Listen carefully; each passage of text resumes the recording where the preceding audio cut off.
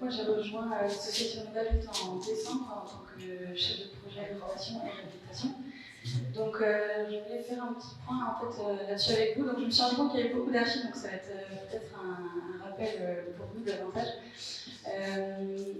Donc, en fait, pour rappeler les enjeux, le grand défi en fait, aujourd'hui, ça va être de réduire notre impact sur le climat. Et pour cela, on va chercher à réduire nos émissions de gaz à effet de serre.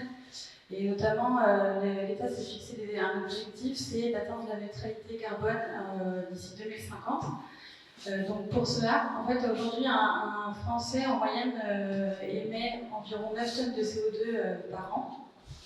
Donc l'objectif, c'est de réduire nos émissions de façon individuelle et collective par 4 pour atteindre ces objectifs de neutralité d'ici 2050. Donc sur ces 9 tonnes de CO2 qu'émet une personne en moyenne par an, il y a environ un quart de ces émissions qui concernent le secteur du bâtiment, de l'aménagement et de l'immobilier. Donc en fait, on est un quart du problème, mais ça veut dire qu'on est aussi un quart des solutions. Par ailleurs, en fait, le secteur du bâtiment, ça représente 44% de nos consommations d'énergie. Par rapport au secteur tertiaire, donc, ça représente à peu près 22% en fait, de nos émissions de CO2 du secteur du bâtiment. Et donc on va avoir plusieurs leviers sur lesquels agir.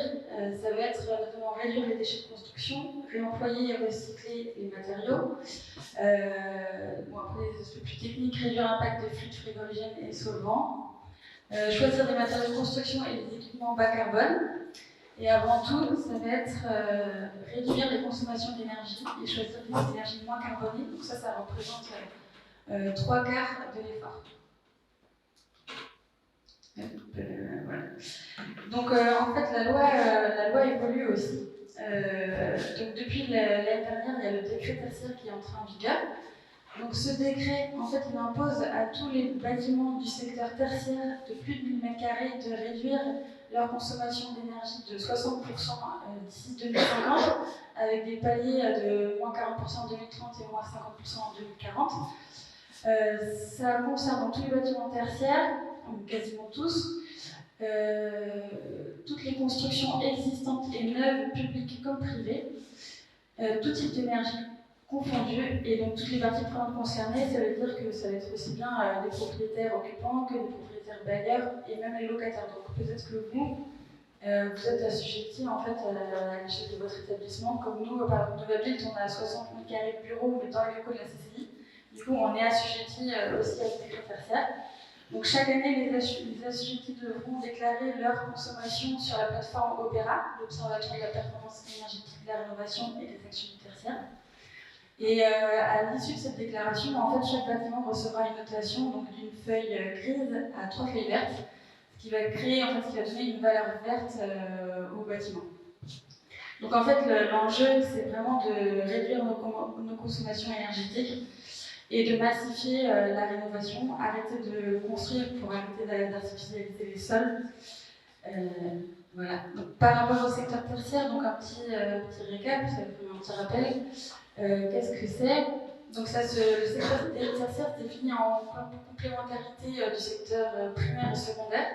Donc le secteur primaire, ça va être tout ce qui est les ressources naturelles. Et le secteur secondaire, ça va être tout ce qui est transformation de ces ressources naturelles. Donc le secteur tertiaire, ça concerne aussi bien des bâtiments de bureaux, des commerces, l'enseignement, mais aussi de la logistique. Par exemple, pour le décret tertiaire, il y a certains bâtiments de stockage qui vont être aussi assujettis. En Pays de la Loire, le secteur tertiaire, ça représente plus de 51 millions de mètres carrés de surface chauffée. Donc les principaux secteurs, ça va être les commerces et les bureaux, et aussi les bâtiments de l'enseignement et de la recherche. Par rapport aux consommations énergétiques de ces bâtiments, en fait, on se rend compte sur ce petit diagramme que les 2/3 des consommations énergétiques sont liées au chauffage, à l'eau chaude sanitaire et à la climatisation. Mais il ne faut pas oublier aussi les consommations d'énergie spécifique, ce qui va être tout ce qui est équipement informatique, lumière, etc. Donc le chauffage, ça reste quand même, pour tout secteur d'activité, ça va rester le premier poste de consommation énergétique. Et donc on a plusieurs pistes d'action, qui vont être d'abord optimiser l'exploitation des équipements existants, ensuite adapter les locaux à un usage plus économe en énergie, et puis inciter les occupants aussi à avoir un comportement plus éco-responsable.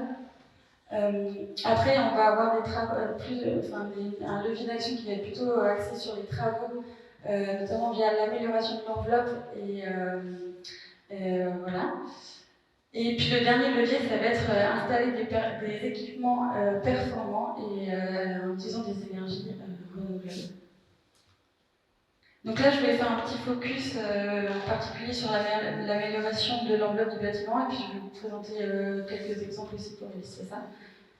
Donc, un des premiers points sur lequel je voulais revenir, c'était la sensation de confort thermique. En fait, on l'oublie souvent, on pense que c'est surtout lié à la température ambiante, mais il y a d'autres facteurs qui sont l'humidité de l'air, notamment quand l'air est chargé en humidité, on va avoir plus une sensation de froid, mais aussi la vitesse de l'air, l'activité et l'habillement, et puis le rayonnement des parois, avec des sensations de parois froides et de parois chaudes. Par rapport aux déperditions, on a la plus grande pose de déperdition, ça va être par la toiture, entre 25 et 30%, mais aussi par les parois verticales, donc par les murs et par les fenêtres, et puis aussi notamment par tout ce qui est fuite d'air,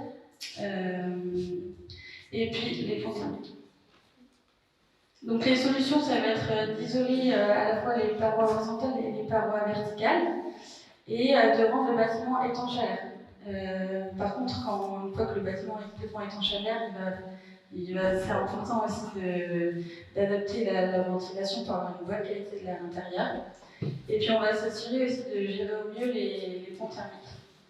Pour gérer au mieux les ponts thermiques, on va privilégier une isolation par l'extérieur, quand c'est possible. Donc je vais aller rapidement sur cette partie. Donc les stratégies par rapport au confort d'hiver, donc en hiver le soleil est plus bas, donc on va chercher à capter un maximum les apports solaires en ouvrant au maximum au sud. On va isoler les parois et puis stocker les apports solaires passifs grâce à des matériaux à forte inertie, et ensuite distribuer efficacement la chaleur et la lumière. Donc pour une rénovation plus durable, on va faire le choix, dans la mesure du possible, de matériaux biosourcés et géosourcés. Donc les matériaux biosourcés, c'est des matériaux renouvelables qui sont souvent locaux et peu transformés, donc qui ont un faible impact carbone. On va les utiliser souvent davantage en isolant. Et puis les matériaux géosourcés aussi, ils sont intéressants pour amener de l'inertie dans le bâtiment. Comme on peut utiliser de la terre crue, c'est aussi des matériaux locaux. Donc quelques exemples pour illustrer ça, et puis pour vous montrer un peu aussi des nouvelles techniques. Là on a le bâtiment du Champlain, c'est le Crous de Poitiers en fait qui est réhabilité. Et donc ça c'est la photo avant travaux. Une photo pendant le chantier, en fait là on a cette nouvelle technique avec l'entreprise Yellow, où en fait ils ont fait une isolation par l'extérieur en utilisant des caissons de bois dans lesquels est insufflé de la paille hachée. Voilà. Donc là c'est le chantier n'est pas complètement fini, mais voilà, il y a un bardage métallique qui a été posé et un bardage en bois en dessous. On peut aussi isoler par l'extérieur avec le principe des FOB, des façades ossature bois. L'avantage, c'est que souvent en site occupé, ça permet de réduire le temps de mise en œuvre sur chantier. Donc en fait, c'est des panneaux qui sont préfabriqués en atelier et qui sont après montés directement sur chantier. Par rapport aux bâtis anciens, ça mériterait en fait une intervention à part entière parce que c'est vraiment très spécifique. Mais souvent on a des façades qui ont un caractère patrimonial, donc on ne peut pas intervenir par l'extérieur. Par contre, ce qu'on peut faire, c'est isoler par l'intérieur ou du moins utiliser des correcteurs thermiques qui permettent à la fois, là par exemple, c'est de la projection chaud-chambre, donc à la fois de réguler l'hygrométrie et aussi de couper la sensation de paroi froide.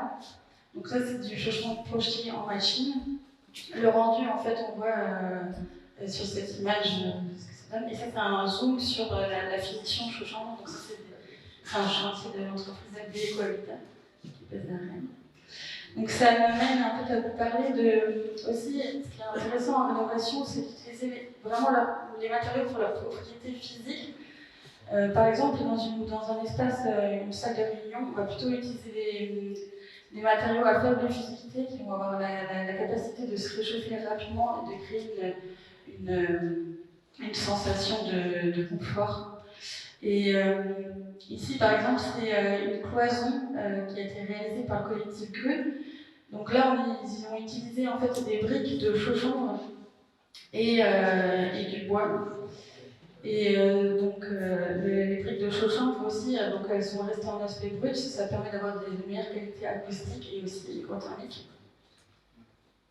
Alors là, donc ça c'est l'exemple des boîtes à chaussures des hôtels. Donc on a un bel exemple ici.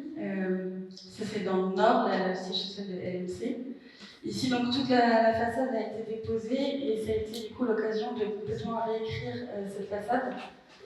Donc d'habitude on a plutôt envie de détruire ces bâtiments, mais on voit que là on peut redonner aussi de l'attractivité sur ces sites en retravaillant les façades. Donc là il y a beaucoup de percements qui ont été créés pour apporter à la fois de la lumière naturelle, mais aussi pour avoir plus d'apport en chaleur l'hiver. Par contre, quand même il faut faire attention au confort d'été. Ici donc une petite carte juste pour vous rappeler pour rappeler le changement climatique en fait qui nous impacte particulièrement. Ici, c'est l'année dernière en fait on a eu des records de chaleur. Donc, et en fait, j'ai remarqué particulièrement dans l'Ouest. Confort d'été, en fait, l'été on va avoir une stratégie un petit peu différente. Donc on va faire en sorte de limiter les apports internes. Le soleil est plus haut, donc en fait on va protéger les façades des rayonnements solaires par des protections solaires, mais aussi par la végétation extérieure en aménageant les abords des bâtiments. Et puis on va chercher à stocker la fraîcheur grâce à des matériaux à forte inertie et plutôt ventiler la nuit, privilégier une ventilation naturelle. Donc pourquoi des parois à forte inertie?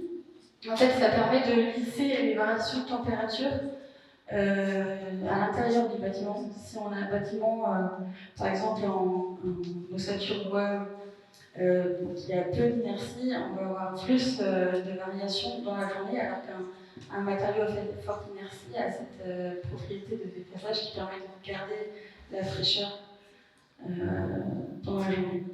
Pareil, quelques exemples. Donc ça, c'est un projet de rénovation bioclimatique d'un bureau à Paris par l'agence FER. Ici, en fait, côté rue, ils ont isolé par l'intérieur parce qu'ils ne pouvaient pas intervenir sur la façade. Par contre, côté cour, ils ont choisi d'isoler par l'extérieur, ce qui permet aussi de garder un maximum l'inertie du bâtiment. Il y a aussi toute une réflexion sur la ventilation. Ici, c'est la ventilation naturelle qui est traversante. Et puis, ils ont installé des stores aussi à l'extérieur pour se protéger du soleil l'été.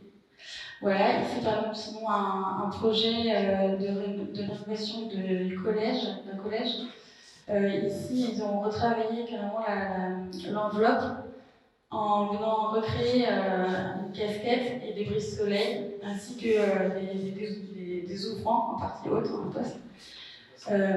Pour avoir une ventilation naturelle d'été.